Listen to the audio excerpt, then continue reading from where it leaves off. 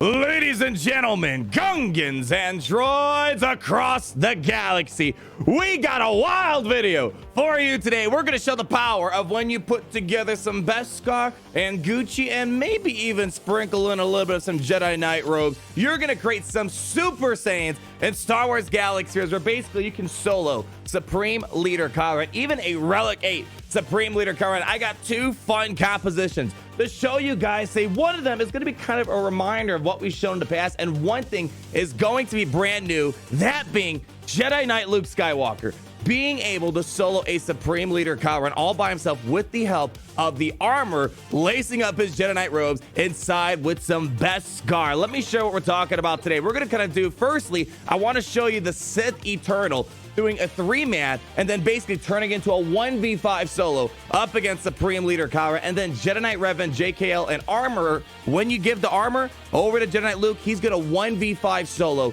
Supreme Leader Kylo Ren. I got to give a massive shout out to Clash on the second one. I'm a subscriber of his, and I saw in my feed one day there's a video saying 3-man SLK. I'm like, oh, he's probably talking about the Sith Eternal thing. I already know about that, nothing new, but I was completely mistaken. I clicked on the video and it's showing Jedi Knight Luke Skywalker soloing Supreme Leader Kylo Ren at the very end. Some crazy stuff going on. Why don't we show you how all this works in action? I want to first show you the Sith Eternal thing. I showed this a couple weeks ago in a full team of 5, but I never made a video updating it, showing that you don't need a full team of 5. You just need someone to get below the threshold for the armor to get the extra stack of ingots. Because remember, with both Hunter and Prey, the first time another ally falls below 60% of the armor gains a stack of Beskar ingot, and that ally recovers 40% protection. So what happens here is in either of these two lineups that I'm about to show you right now, if you're doing this the Sith Eternal lineup, well, Supreme Leader Kylo Ren's going to knock the Sith Trooper below 60% health, and then the armor is going to get a stack of Beskar ingots maxed out,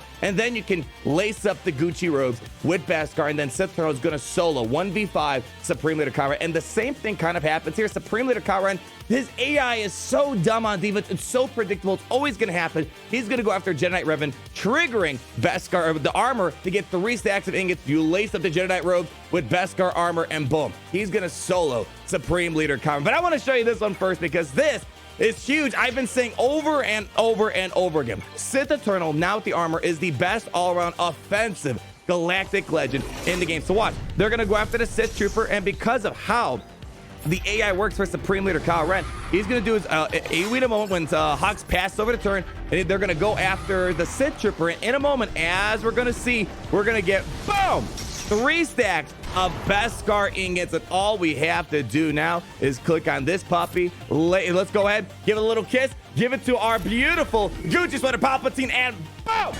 There we go, 3 stacks, and now we're just gonna turn this into a 1v5 solo any moment now. So this is the power of the armor with this Sith Eternal, and this has been my personal favorite use out of the armor. And this is actually also a strategy if you want to use in 3v3. Sith Eternal with the armor and Sith Trooper can beat a Supreme Leader Kylo Ren. So this is crazy because we've already shown in the past that Supreme Leader Kylo Ren hard counters the Sith Eternal, but now with the armor, it's no problem whatsoever. He just keeps making them pull their finger because you can't be critically hit when you got the maxed out stacks of the Beskar armor, and they cannot do anything no matter what. Look, normally that would be massive damage. That was only 27,000 damage, and in a moment we're going to be in our ultimate stance, and we're going to carry this all the way home. So this is the first part of the video where I wanted to update you since the armor video that we put out a couple weeks ago, showing that you don't even need a full team of 5 to do this. Here we go.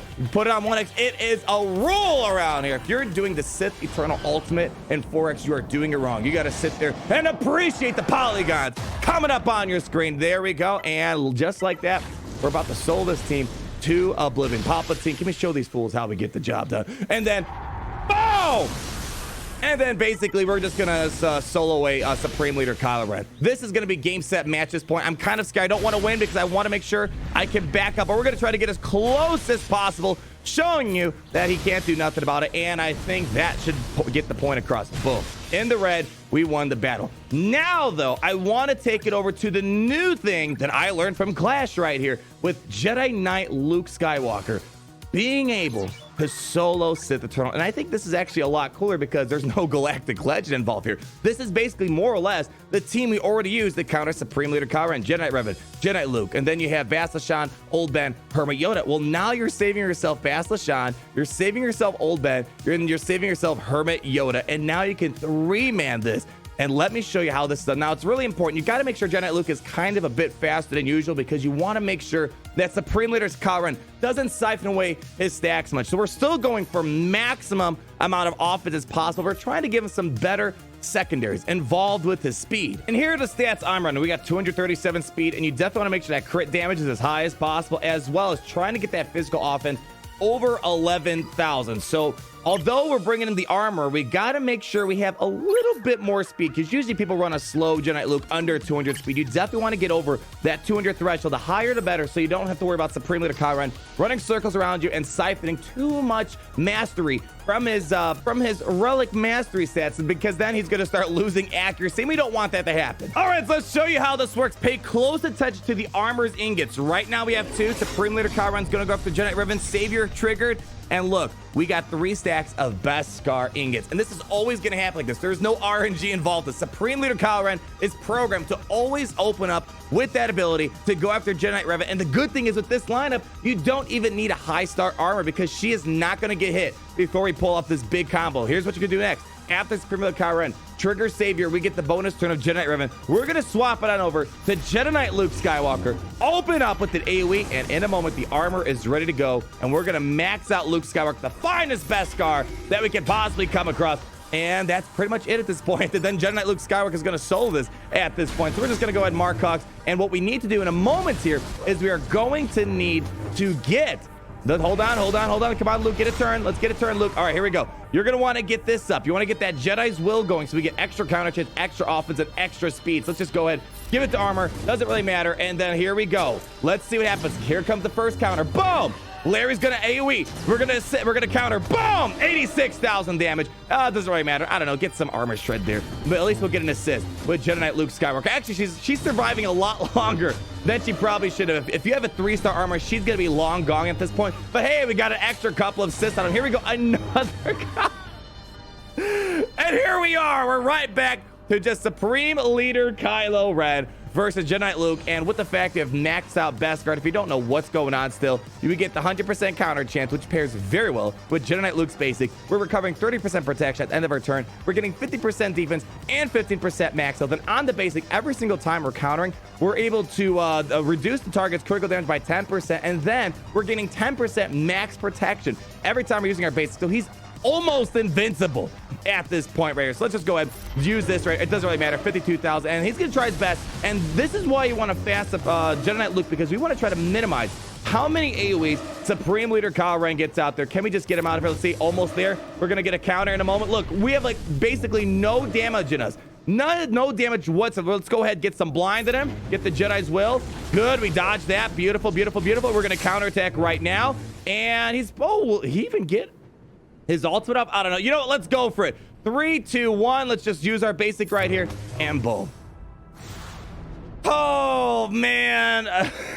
Why couldn't the armorer do this stuff for Beskar Mandalorian? It's being used for the most random characters we could have never expected originally. It's Sith Eternal, and now apparently Jedi Knight Luke Skywalker. All right, and why don't we do it one more time just for the show and you guys to get a weird, wacky smile on your face. Here we go. Same thing. No matter the time of day, it's always going to happen like that. Supreme Leader Kylo Ren, one of the biggest downfalls of his defense is his AI is way too predictable. Always doing the same thing, always going up against the same characters, and that's why we really don't have a Supreme Leader Kylo Ren. It's not really the hardest character to counter in this game. It's a very straightforward battle to deal with, and here we go. We're going to get a nice dodge right there. Fantastic counterattack. Come on, get rid of him. Now, hold on. Are we going to get Jedi's Will out? Oh, there we go. He's gone. All right. Here comes our counterattack. Oh, not quite yet. All right, here we go. Let's get that Jedi's Will going right now. Passing it over to her. There we go. Here comes the counterattacks. Counterattack 1. 93,000 damage. How about we just go ahead? Let's get rid of this First Order Stormtrooper. Boom!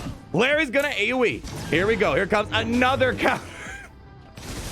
Another counterattack. Jeez. Oh, I honestly, I get Sith Eternal being able to solo Supreme Leader Kylo Ren. I honestly wonder if Capital Games is going to retweak Supreme Leader Kylo Ren's AI so that instead of, let's say, going after Jedi Knight Revan, they go after the armor first, because this whole strategy would go down the toilet very, very, very quickly. It doesn't really matter. Just do this right now. I mean, this is really stupid. And I think the coolest part is, yeah, I love my Sith Eternal being able to solo Supreme Leader Kylo Ren, but being able to do this without a galactic legend, I think is pretty big. And the fact that he can't critically hit, he's not going to be able to charge up his ultimate nearly as fast here. Let's go ahead and get some blind going to probably, there we go, avoid that furious onslaught right there. Give me another counterattack. Boom. Oh my gosh. Let me see if there's one more Supreme Leader Kylo Ren that I can fight here for another example for you guys. All right, it looks like we're fresh out of Relic 8 Supreme Leader Kylo Ren.